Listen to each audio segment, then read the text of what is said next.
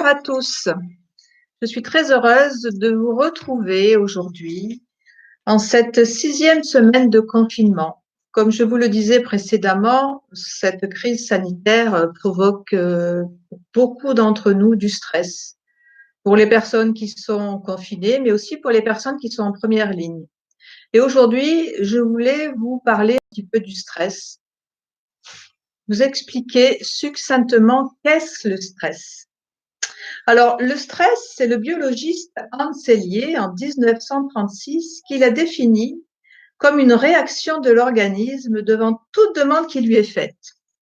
Que la demande soit positive, comme par exemple un mariage ou une naissance, ou une réussite professionnelle ou sportive, une réussite d'examen, mais aussi devant une demande négative, une séparation, un deuil, un divorce, un chômage, un échec scolaire, professionnel ou sportif. Et là, en ce moment même, la crise sanitaire. Ces demandes déclenchent tout un ensemble de réactions de défense qui permet à l'organisme de s'adapter à la situation. La définition du stress est donc le syndrome général d'adaptation.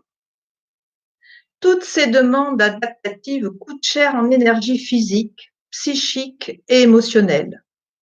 Et si la situation stressante est trop intense ou alors trop prolongée, l'organisme dépassera les possibilités de contrôle et ne pourra s'y adapter. Ce qui pourrait entraîner l'apparition de réactions pathologiques dues à l'épuisement de l'organisme. Comment fonctionne le stress ?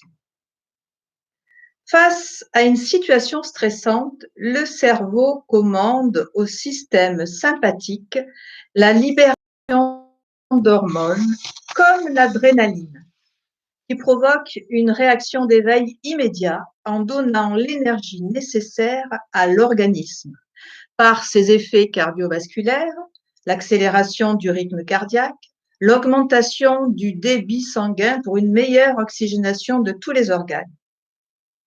Puis, lorsque la phase d'alarme est passée, une autre hormone, le cortisol, va se libérer par les glandes surrénales pour que le corps reste éveillé en état d'attente. Ensuite, ce sera au tour du système parasympathique qui, lui, va réduire le rythme cardiaque. Il va favoriser l'apaisement. Lorsque le corps s'épuise pour répondre au stress chronique, l'état physique pourra vite se dégrader. Il convient donc de savoir écouter son corps pour anticiper les effets nocifs du stress. Comprendre ces mécanismes pour mieux agir sur le mental et sur notre corps.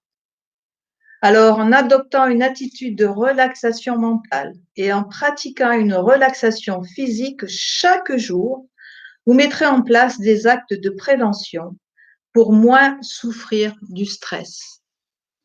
Moi, ce que je vais vous proposer aujourd'hui, c'est un exercice de respiration qui va vous permettre d'apporter un peu de calme, de détente et un peu